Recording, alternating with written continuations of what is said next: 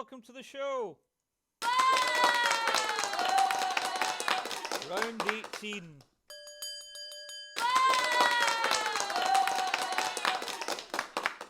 Yes, it's the penultimate episode of the Wellness Show. This is show number 18. So we're nearly done, nearly finished. And we've got a cracking show for you tonight. And we're going to do one more of the wellness. It may be next week, it might be a week later. I've got one more person to interview yet. Not done the interview yet, but we're coming to the final straight, the sprint finish, as we are clearing the lockdown. It's hard to believe. Well, actually, it's not really hard to believe. It does feel like 6 months have passed since we started doing this, and not sure if our comments box are going to work tonight either. I've discovered with the software that if I broadcast this on my business Facebook page, for some reason that may stop the comments. So if anyone can say hello, put a comment up and say hello to see if it's working. The only alternative is that I broadcast this on my personal Facebook page, which I don't want to do. For some reason, if I have it on my personal Facebook page, I can select something called public and it gets the comments that way. I don't know what's happened. The Ecamm changes the software all the time. And even if we can't have the comments, as long as you can hear me, hope I've got my microphone close. Oh, we have got a comment from Carsden Quisler. Welcome, Carsden. It's good to see you, Carsden, and it's good to see that our comments are working after all. Enjoy the show, Carsden. Yes, folks, if you're new to this show, you're joining us just at the very end, the final sprint finish. We've been going for 18 shows, and we have a group of what I call the raconteurs, and these are people who join us most weeks. We're like a little community, and they come on and they say hello, and they can talk to me or they can talk to each other. And that's the reason why we do it. This is a live stream show, because of that ability to interact. And also, if you're new to the show, all our shows have been recorded to YouTube of the same channel name, Vincent Anthony Media. I'm just going to bring up my little logo here. That's it down there. If you go into that website there, you can see the details for the show. And we also welcome Alex Miller. Welcome, Alex. Good to see you again. And Alex is another of our raconteurs that's been with us since the early days, since the beginning. And we'll have a lot more. We've got raconteurs from Fife and West Lothian, Edinburgh, and we've even got people watching in Australia as well sometimes. So our audience is quite vast. But again, if you're new to the show, all these shows again are recorded to YouTube, and that's got loads of mindfulness exercises, amazing inspirational people that you can watch. It's a free resource for you to help with your mind, body and spirit.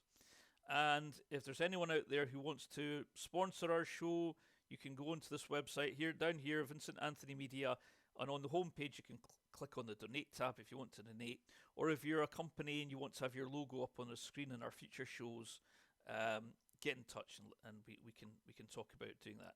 We also welcome Laura Binney.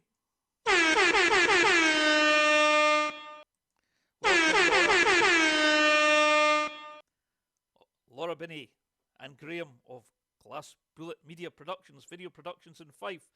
If you're looking for a film company, these are the guys to get in contact. Just Google glassbulletmedia.co.uk and they'll sort you out with a nice business video. I know they're really busy at the moment, but I'm sure they're always open to more inquiries. So welcome, Laura and Graham. And Alex is saying it's the first time he's been back since he's left Edinburgh.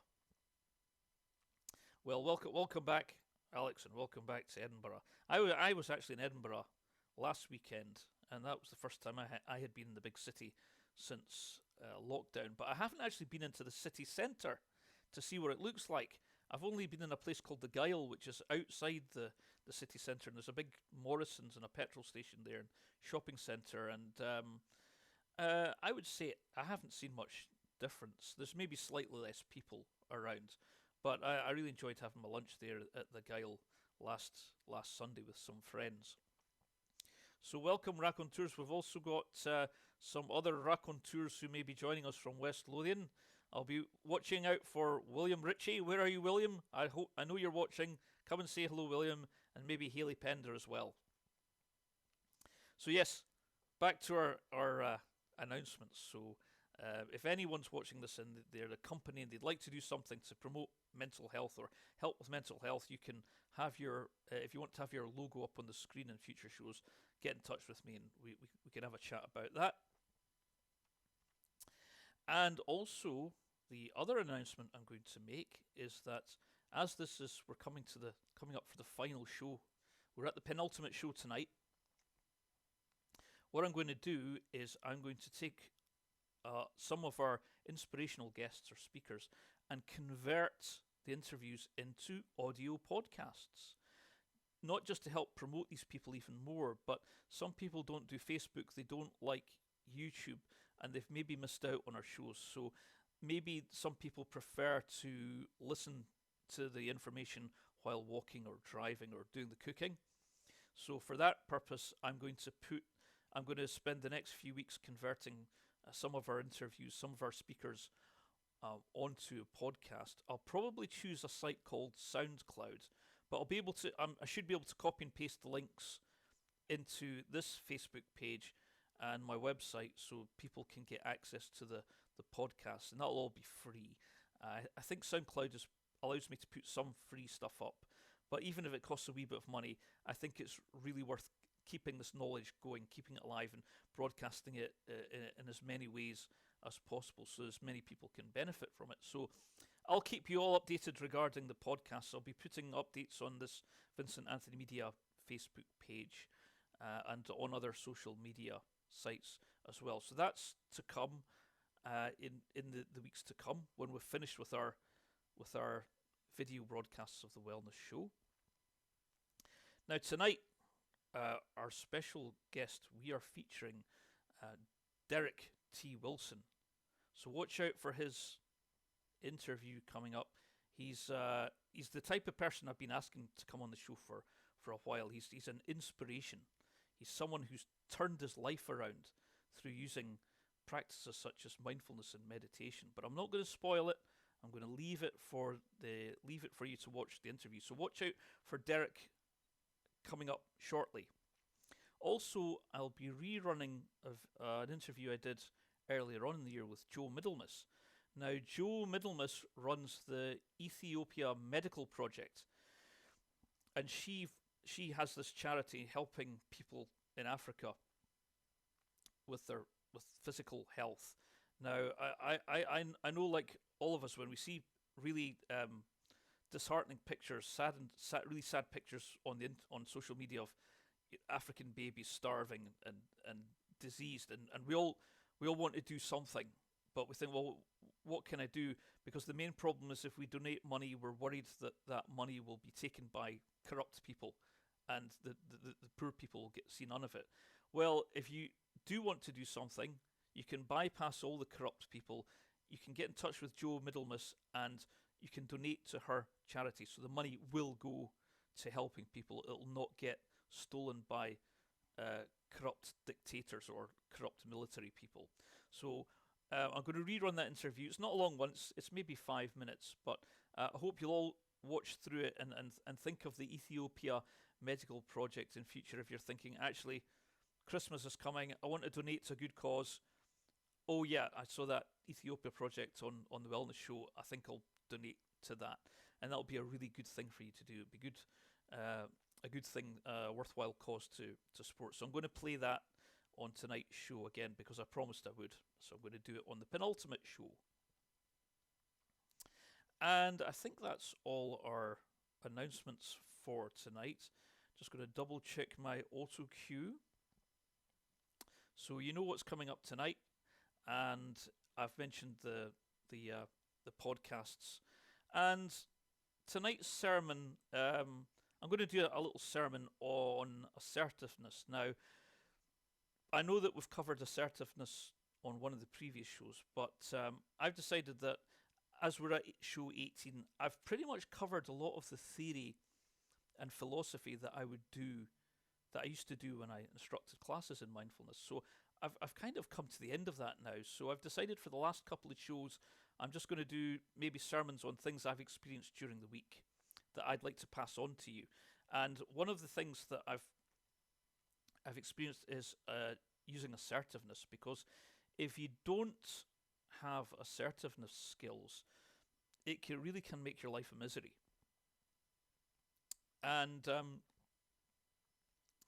I decided many years ago that I needed some assertiveness training. So what is assertiveness? Basically, it's the ability to ask for what you need and for what you deserve. Because a lot of us spend our whole lives feeling we don't deserve to have money or wealth or anything, on a conscious level and a subconscious level. And also assertiveness is the ability to say no to people. And those are two things that for much of my life I couldn't really master. It was the fear of trying to overcome these things, and the fear of actually trying to get these skills and use them. And even to this day, I still find it a little bit hard to be assertive, but it's much easier for me now since I did some training. And I actually went to a community high school, a community education night class when I lived in Edinburgh on assertiveness training. And what I did was I infused some of those teachings into my own mindfulness classes as a module for the classmates. And even now I get some of the classmates coming back to me, and they're still saying, that assertiveness you gave us really is helping me. It's really helping. So I'm so pleased. So I'm going to give you a couple of examples of how I used assertiveness training this week to make my life better. Okay? So the first one was to do with my phone line. Okay? And I'm not going to mention any company names. But my phone line went down, and I didn't know it had gone down. Okay, and for my work, I need that phone line to be available 24/7, and of course, I pay for the lease of that phone line. Okay, so it should be working. And out of all the times I needed the phone line to work, it was last week. So for 2 days, I'm sitting scratching my head, thinking I can't log on to my work systems here. What's wrong? I was getting quite worried, and I was worried I was going to get penalised for not turning up for work, basically. And eventually, it dawned on me that it was the phone line, and it was a double whammy, because I realised that I could use my phone to make phone calls, but I wasn't able to receive a phone call, and that was the most important function of my phone line. The lease is to be able to receive calls. Okay, so I first thing I did was I got in touch with the provider, went onto their website and typed in a complaint saying my phone line is down and this is affecting my business. And I then got an automated answer back saying that your phone line will be fixed in a few days' time. Now, if I had not been assertive, I would have left it at that and just said, oh well, phone line gets fixed in a few days, my business is going to lose out a week's worth of wages. That's life. Okay, that is not being assertive. Okay, assertiveness is when you do something about it, when you take your product back to the store. Okay, 75% of people don't take their products, their faulty products, back to the store. Even if they've got a receipt, they'll not do it, out of fear or just can't be bothered. So that's what we learned when I did my assertiveness training. You take your product back with your receipt and you get your refund. So the provider then phoned me on the Saturday morning. I was still asleep. I didn't even hear the phone going. And then once I got up, I played the message, and it was the provider saying, "Oh yes, we've received your complaint. Yep, uh, phone us back." Now, actually, at that time, I was still in that mode of, "Oh, I'll not bother. I'll just leave it." That's me saying I don't deserve compensation. I don't deserve to get that money that I should have got if the phone had been working. And it actually took me a day or two. I decided not to phone them back during the weekend, so I waited till the Monday morning, and then I phoned up, and a nice man on the phone says, "Oh yeah, we're really sorry about what happened. We're thinking of giving you £35 towards your phone line because that's what you were paying for to have that phone line running." And I said, "Hold on, wait a minute, £35? I've lost at least 20 hours work that week. That's worth more than £35." So the nice man on the phone said, "Oh, okay, we'll stick you on hold, blah, blah, blah." So he went away, he was on hold, and he came back and he says, "We're going to give you what you're due from your loss of wages. Is that okay?" And I was so happy because, okay, I'd lost my wages, but I got it back in another way. All because I made one phone call to the complaints department. So that was that made me feel good. That made that I managed to earn my week's wages in about a 20-minute phone call, whereas I'd come close to letting it go. Okay, I chose to be assertive because I've done my assertiveness training. So I'm so pleased I didn't let that go. And also another example of assertiveness this week is I purchased a motion sensor alarm and fitted it to my bike, and it doesn't work. Okay, and it wasn't expensive, and I'm just going to let it go. But then I thought, no, come on, let's be assertive. Let's practice this. Keep practicing all the time. Don't let anything go. And here it is. That sounds a bit broken to me. It's not working, is it? It's good as a children's rattle toy, though.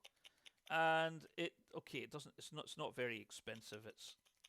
But it's going back. I forced myself to go on email and type up, "Dear sir, I am not happy with this product. Can I return it to you, or can you send me another one?" So there, I haven't checked my email to see what the answer is, but I'm not going to let it go. I'm going to pursue that out of principle because I paid for it. And companies know, as I've said already, companies already know that 75% of people will not come back to them if they've been sold a faulty product or a product that's of not good quality. So if you feel you're in that 75%, just remember what I've said tonight, and go and you can maybe get a book on assertiveness or watch some YouTube videos on how to be assertive. There may be some local classes once lockdowns finally fizzled out. Maybe your local community education will provide a night class in assertiveness training, because that's what I did all those years ago, and it's really stood me in good stead. So I've done that twice. So there, I hope that's conveyed to you all about what assertiveness is, and how it can make a change to your well-being by just simply allowing you to have to get what you deserve to have, and it gives you that peace of mind as well. And you don't, if you're not assertive, you're going to probably berate yourself for letting people get away with stuff. So it's a good practice. I'm not saying it's easy to do. It still requires practice, and I'm going to practice assertiveness probably for the rest of my days, taking stuff back and complaining. But as long as you complain in a polite way, always remain polite. Never be angry. If you're going to be assertive, you have to. One of the keys of assertiveness is to be able to see the other person uh, at the same level as you. So assertiveness is about not looking down on people and shouting down at people. That's not the way. You'll not get much benefit that way. It's about seeing people eye to eye, and that means giving respect to your providers, even if they've provided you with a faulty good.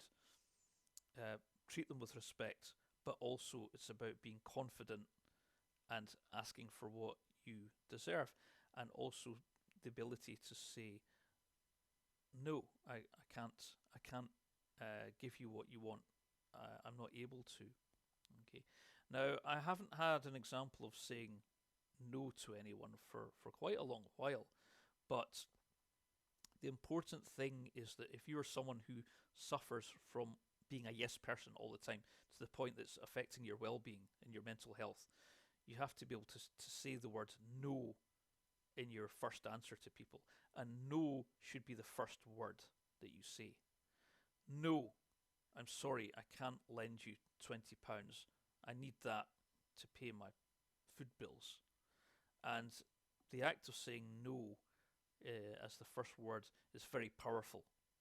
And watch, if you do it, if you just practice doing it, watch the slight, subtle reaction of the person that's trying to get something from you. Usually it's money. Usually it's money. Or if it's not money, they'll be trying to drain your time or your energy. You say no, you'll notice a sudden little movement in that person. It's very subtle. You might see their eyes suddenly widen up, or they might slightly move back a bit. You'll notice it because they're not used to you saying no.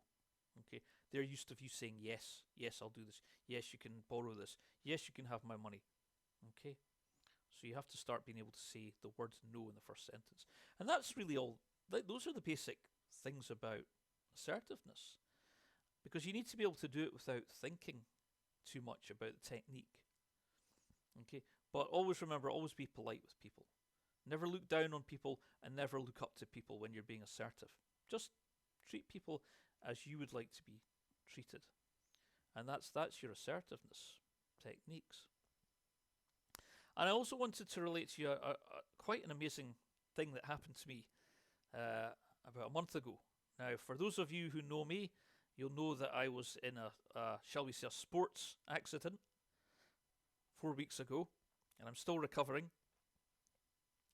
And I had come out of the hospital and decided to go to my local supermarket to get a pint of milk.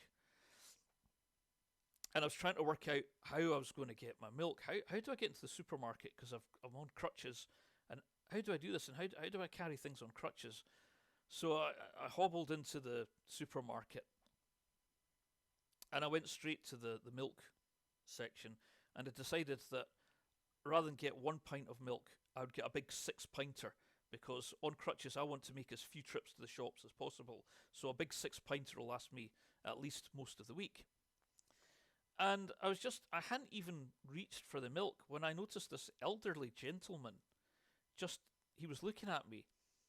And he came right up to me, grabbed the milk. He says, "Look, I'm going to take this for you up to the checkouts." I said, "Oh, thanks very much." So he went off to the checkouts and I'm hobbling after him, trying to keep up. And he took it to the checkouts. And he paid for it as well. Paid for my milk. And I want to say, no, it's okay, you don't have to. He paid for it. And then he carried it out back to the car for me. And I thought, this is really interesting. This doesn't often happen to me. This is a real act of kindness. Not only is he taking my milk to the car, but he's paid for it as well. And in that short distance between coming out the supermarket entrance and getting to the car at the other side of the car park, he told me a wee bit about his life. And he was someone who's had lots and lots of letdowns in life. He's lost a lot of money, he lost a lot of properties, he lost a lot of jobs, he lost a lot of income. And in that short 2-minute walk to the car, he explained all of this to me. And I thought, this is interesting. This is a person who's spent much of their life losing material things, losing money, losing property, losing investments. Yet here he is not only carrying my milk, but he's bought it for me as well. And I was so overwhelmed by this kindness, I thought, my goodness, there's hope for the human race after all. And all I could do was thank him for carrying my milk to the car. And I went from my wallet and I tried to find some business cards, and I managed to find a couple of old business cards, and I gave them to him. And I said, look, if you ever need any help, give me a phone, give me a call, and I'll help you. It'll be my turn to help you. He took my cards, and I've never heard from him since. He's probably not going to phone me to ask for help. But I felt that I wanted to do something in return for that amazing act of kindness that I just wasn't expecting. So I decided that in future, if I see someone on crutches in the supermarket, I'm going to help them carry their stuff. I'm going to go up to them, I'm going to be assertive, and I'm going to go up to them and say, look, can I help you carry your things to the checkouts? Now, if it's the case that that person's got 10 bottles of champagne, I might not offer to buy it for them as well, because champagne's quite expensive, but I can at least offer to carry their shopping for them, and that's what I'm going to do. I have to pay that karmic debt back somehow. So next time I see someone who looks like they need help, I'm not going to go past them. I'm not going to ignore them. I'm going to be assertive and go up to them and do something to help them, because that's the kindness that was shown to me. And that was quite amazing. So I just wanted to share that with you to get you all inspired to go out and help people if they're stuck. Help them if you can. So that was tonight's sermon. Now the theme of tonight's show is meditation. Okay. Now we haven't done meditation for quite a few weeks. So tonight we're going to practice our meditation. Okay. And we're going to do concentration meditation. And the purpose of meditation is to relax the body and calm the mind, to reset the mind, relax your body so that you can refocus on what you want to do. And concentration meditation is a really good technique if you're someone who gets lost in rumination, and if you're getting stuck on that downward spiral of negative thought and you can't break out of it. The way to break that vicious cycle is to just stop and do some concentration meditation. Now in our classes I decided to choose a focus which was sound, so we used singing bowls, Tibetan singing bowls, and the dragon bells, because these instruments also emit a very healing sound vibration. And the idea is to try and concentrate on the sound as much as possible. So you're relaxed, you're listening to the sound of the singing bowls, and any stray thoughts come in, otherwise known as autopilot, any thoughts about the past or the future, or any thoughts at all, it's about just deliberately focusing back on the sound. And it's really good. It really does work if you are spending too much time ruminating on negative things, fear of the future, or regretting the past. Now, I actually, personally at home, I don't do the singing bowls. I only do the singing bowls when we are doing this live stream, or if I was in a class. What I actually do for concentration meditation is I enjoy playing a musical instrument, because you're doing exactly the same things as you do in concentration meditation. You're concentrating on the sounds. You're concentrating on placing your fingers in the right positions on the instrument, and that your brain is doing the same thing as it does when it's trying to concentrate just on sounds. And so playing a musical instrument is what I do as a form of concentration meditation. And if you don't have any singing bowls at home, you can maybe listen to some nice, calming, peaceful meditation music, which is on YouTube, it's on Alexa. But the singing bowls have the special sound. So what we're going to do is we're going to run VT, and I want you to spend the next 10 minutes or so practicing your concentration meditation. Okay, and see how you get on. Just focus on the sounds of the singing bowls. See how you get on. Okay, well, we'll run VT, and I'll be back shortly.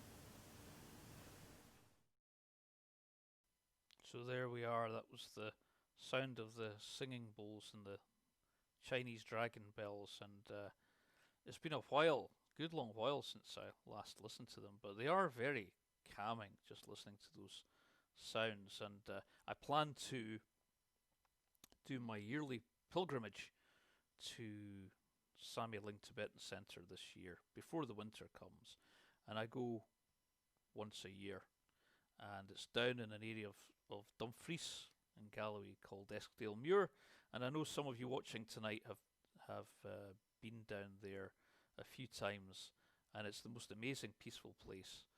They have a cafe and they have like a meditation garden. And it's just a really nice, peaceful place to chill out and experience a bit of stillness. And last year I took some of our classmates on a group trip down to Samyeling, and it was a long journey, but we had a fantastic time. So definitely, if you've never been there, you might want to consider going there just to experience it. And they run courses on meditation and Buddhism and mindfulness as well. They've got all that stuff down there. They do Tai Chi, they do yoga retreats. Just go on to the Samyeling website and you can find out about all the courses they do there. And it's spelled Samyeling, Samyeling. And the monks, they are Tibetan monks, and they also own Holy Island as well. So they run their retreats on the island for extra seclusion. But you can just go down to Samyeling and enjoy having a coffee or a tea in the cafe and just looking at the amazing, beautiful surroundings of the Scottish borders area. And Carson's quite rightly saying it, yes, it's like being in Tibet, but in Scotland. And I remember a story that the monks said, why choose Eskdale Muir? Why choose that location?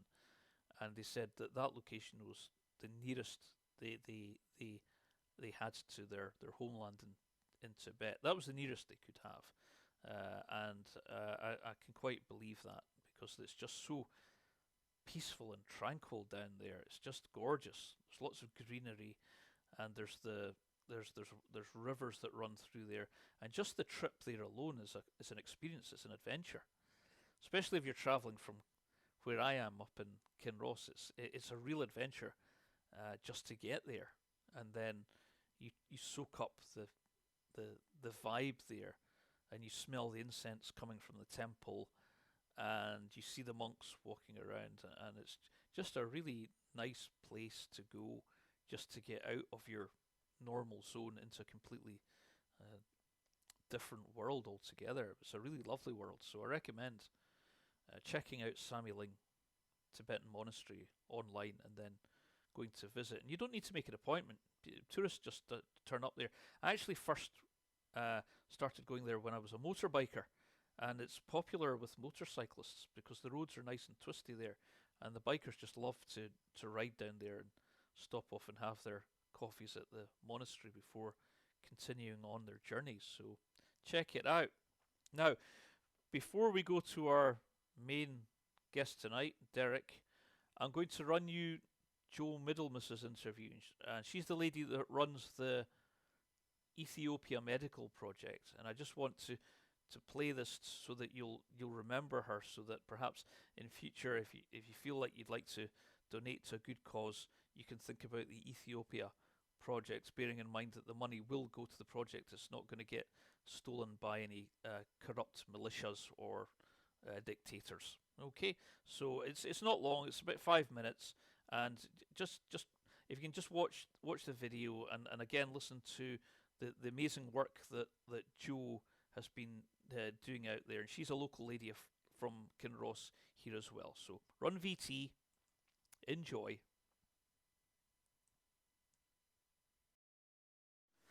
And today we have Jo Middlemas, MBE, and she's a local lady from Kinross. She's also a life coach, and her company is Dreams Work. And Joe also runs the Ethiopia Medical Project in Africa. Welcome to the show, Joe. Thank you, Vince. Very nice to be with you. So, Joe, tell me about the Ethiopia Medical Project. The Ethiopia Medical Project was founded by myself and my cousin Maureen after she had made a trip to Ethiopia, and she was taken to a clinic in the south of Ethiopia where there was a group of Franciscan sisters running a clinic, very basic clinic in the middle of absolutely nowhere, very, very rural part of Ethiopia, where there was literally hundreds and hundreds of women suffering from uterine prolapse. Uterine prolapse is a woman's condition whereby after long labors and the very heavy loads that they carry, where the part of their body that's supposed to be on the inside falls out and is on the outside. It's very painful, very debilitating condition. And there are many, many hundreds of women over there who suffered from it when we arrived on the scene. So that's how we got involved in it. And we thought, we've got to be able to do something for these people and for the sisters who were looking after them. So, Joe, we spoke last year about doing some kind of video projects about your charity. And do you remember you told me the story about a man and his foot? Tell us that story again. Well, after we had been doing the work with the prolapse mothers for so many years, a condition in Ethiopia came to light called podoconiosis. It's a type of elephantiasis, non-filarial, and the people get it from the soil that they work on. Now, remember that these are rural subsistence farmers and they plow their fields barefoot. And within the soil, the volcanic soil, there's little silicon chips of spicules that get into their feet and cause their feet to swell, and the whole lymphatic drainage system of the leg starts to break down. So one of the people that we met there had his feet were so bad that the hospital had said the only thing we can do with your feet is to amputate them. Now, if he had his feet amputated, he would have lost his livelihood completely. So he came to the clinic with his very, very badly diseased feet, and the clinic have brought him to health again. And we've been told many times how this man hasn't lost his feet is amazing, and it's because of the love and the care that he's got at the clinic. But when people have this same illness to a far lesser degree, it is totally reversible, totally curable, and totally preventable, which is where we have put our efforts on educating and curing. It's a tremendous cause and very difficult to achieve, and even more difficult now that COVID-19 has struck in this country and there. So Joe, people watching, if they want to find out more about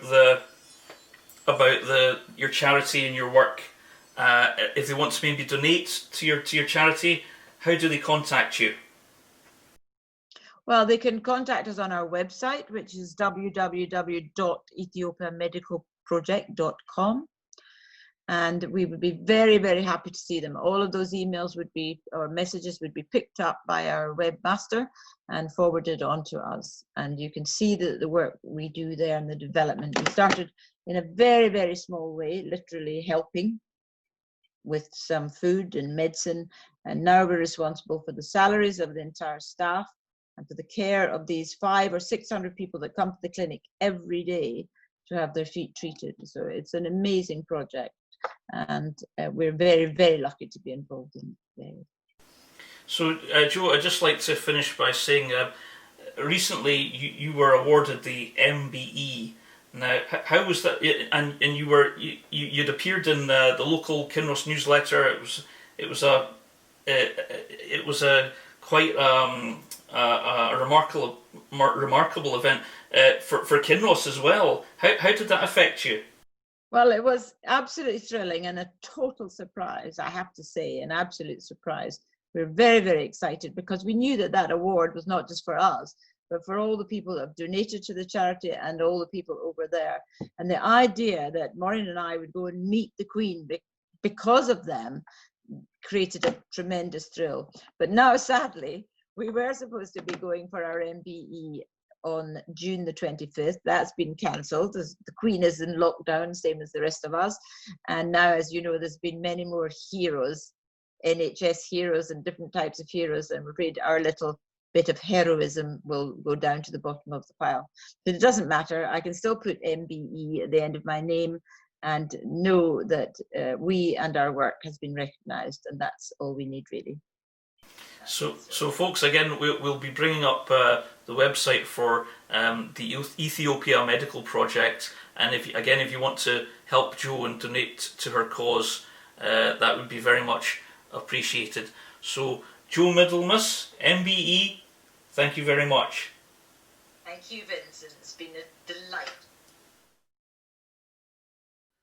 So that was Jo Middlemas from the Ethiopia Medical Project there. Okay, are you ready for our guest tonight? Without saying anything more, all I'm going to say is run VT. Enjoy.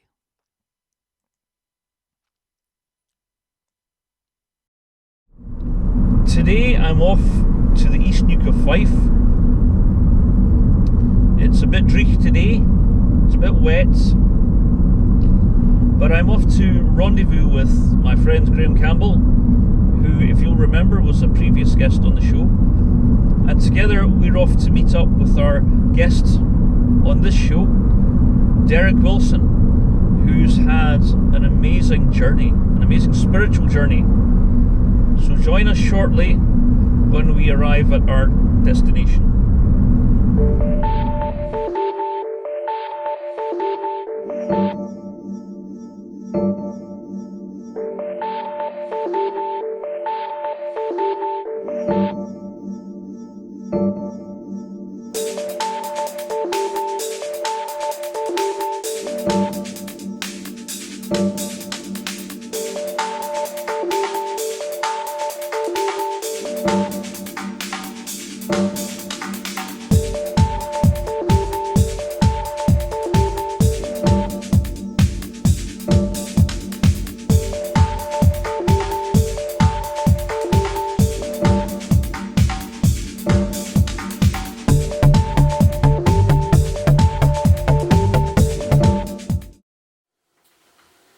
So, you join us today. I'm with Derek Wilson. Welcome to the show, Derek. Thank you, it's an honour to be here. So Derek, I'm just going to start by asking Derek about his acting career. Derek, can you tell us a bit about your acting over the years? Well, I started as an amateur about a decade ago.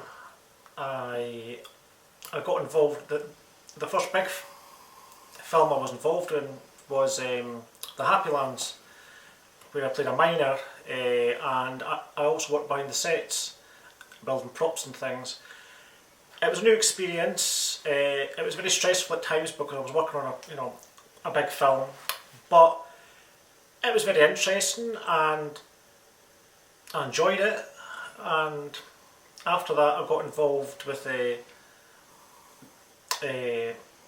Channel 5 TV and Glass Bullet Productions, and I got to appear in some short films and some feature films, playing small parts, and it just sort of progressed from there. Just getting sort of experience, and I've had a hiatus for the past 2 years, but I'm hoping to get back into it again. Now, Derek, like most of our guests, has had lived experience of stress and anxiety. Derek, can you tell us a little bit about your own experience of having to deal with anxiety and depression and stress? Well, I have experienced a lot of stress and anxiety in my life. A few years back I split up from my wife, I was divorced, and I was homeless, and I lost my house, job and everything like that, and it was extremely stressful, and I was staying in hostels, I was on the street briefly,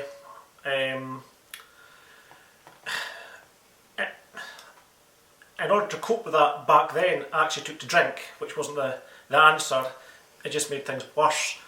But I went into a very dark place, and it was basically by going on a mindfulness course and going to a retreat, a Buddhist retreat, that I got into Buddhist meditation, and it helped me get out of that dark place and become calm and become focused and become a better person, because there was part of me that wasn't a very good person either, which made me basically be very self-loathing, which also brought on stress, anxiety and depression. So Derek, have you got any particular favourite type of practice, method of meditation? Well, I have my own meditation. There's no sort of meditation or style of meditation that's written in stone. It is good to study books on the subject and even speak to Buddhist mentors and things like that. But once you know your own sort of style, you get into a certain mindset, into a certain place where you're totally focused and you're totally calm, and you just, you know, it's a bit hard to explain actually, but you just know that you're there and that you're experiencing, you know, emptiness basically, and you're not thinking about you're trying not to think about anything, and at the same time you're thinking about everything. It's a bit hard to explain, but it's very good for you. It certainly calmed me down and made me more focused, and it also drew all the anger and the hatred out of me, and the self-loathing. So I'm just going to ask Derek the same question that I ask our guests as well. Derek, can you give us any handy tips on how to deal with anxiety and stress in our lives? Well, as I mentioned, meditation and mindfulness is a big factor. Also, don't rely on things like alcohol and nicotine and hard drugs, you know, because it doesn't do you any good. It makes you worse. It's just to focus on yourself, and also to focus on kindness towards yourself as well as to others, and you know, not to let anything upset you or stress you out or get you down. Now, I'm not perfect. I mean, there are days when I'm stressed and I'm annoyed, but it's just to be, I mean, one of my Buddhist mentors even said to me, he said, look, I'm not perfect, Eric. And he was a Buddhist monk. He says, all you have to keep focus on is to try and stay on the path. That's all you can do, right? And also get plenty of exercise as well. You don't have to lift heavy weights, just go for a long walk, because that's a style of meditation as well, especially in the country or on the coast. That's very good for the brain and the soul. So we're coming out of lockdown now, things are starting to open up. Derek, have you got any plans for the future? Yes, I want to go out living in exile here in Crail, because it's been very lonely and very, very unproductive and at times boring. I want to get back to college. I would like to, even if I got a job or did something that something constructive that I enjoy doing and also got paid for it, you know, because I have to make a living. That's my main plans. I'd also like to go to some other Buddhist retreats and temples like in Scotland and things like that, and meet up with other people and perhaps even help other people. If anybody ever wanted to contact me to speak about it, you know, and I'd try my best. I'm not an expert, but that's my main plans, I'd say. So if you want to reach out to Derek, how do people contact you? Well, at the moment I'm not online. I have my phone number, my mobile number, which I've forgotten. But my email is dtwilson2019@outlook.com. I will remember the phone number soon. Derek Wilson, thank you very much. Thank you very much. It's been a pleasure.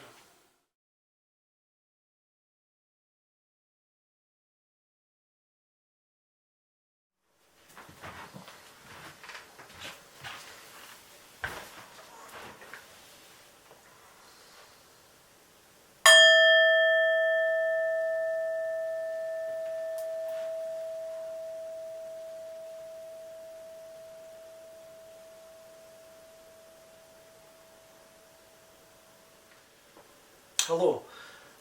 I'd like to do a little bit of meditation. Very simple. I'm just going to start by focusing on my breath, because this is, for novices, it's always the best way to start. I usually meditate without my specs. So basically you just go relax and just breathe in and out through the nose, very slowly. And you can even count the breaths, if you wish, in your head.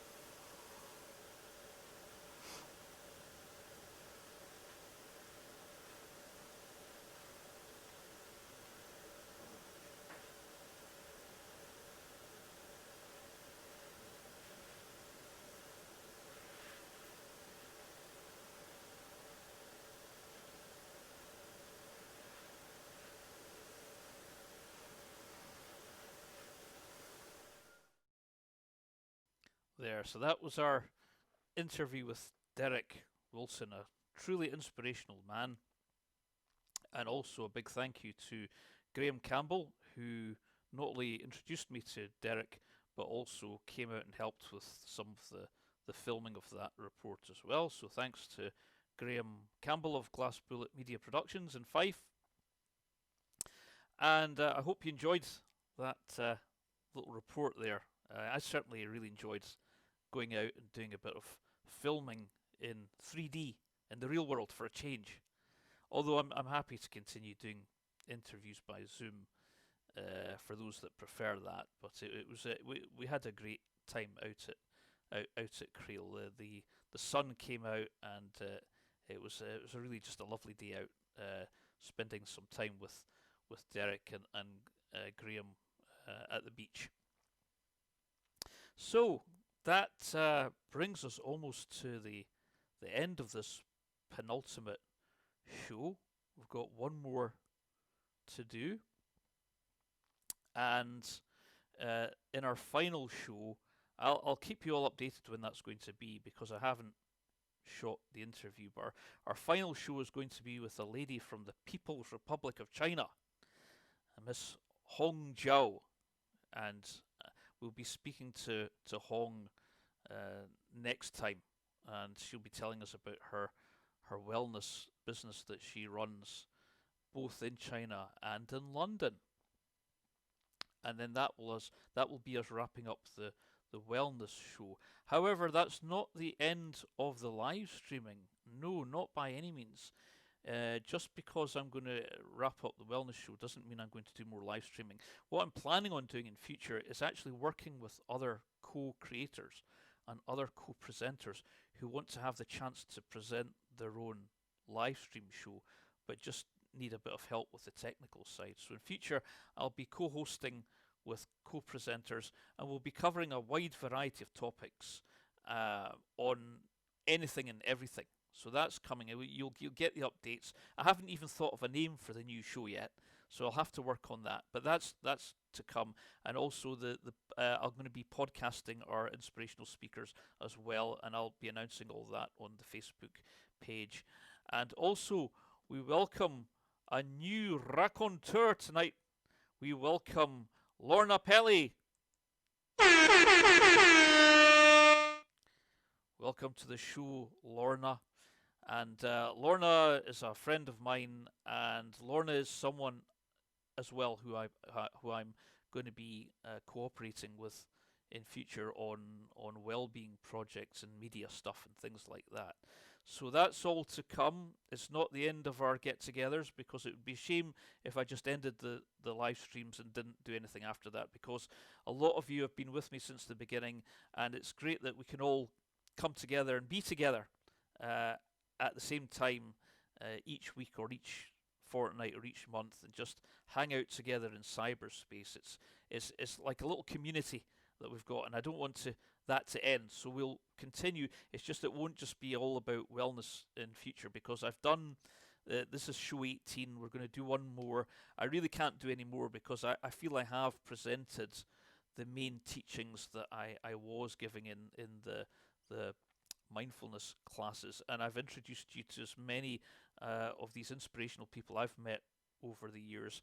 I haven't, of course, introduced you to every inspirational person I've ever met, but I've given you a pretty good flavour of quite the main people I've known over the years. And so we'll continue to do more live streaming, but I'm going to chop it up and change it to different topics, and that will all depend on the people that I'm co-presenting with. So my role is going to be more the technical side, pushing the buttons and the dials, and producing video content and assisting them so that they can have a chance to voice their thoughts, opinions, or their thing, whatever their thing is. And it's not to say we're going to exclude wellness at all. That will still come in into the mix. But I'd like to do something a bit different in future. Some topical things on everything from alternative transport to politics to science to weird science to folklore to healthy eating. It could be about anything. And I know our raconteurs, you'll stick with me, and I'm sure you'll enjoy future live stream shows. And that's us come to the end of this penultimate show. So all that remains for me to do is to say thank you to our guests tonight, Derek T. Wilson, Joe Middlemiss. Thank you to Graham Campbell for helping us with some filming.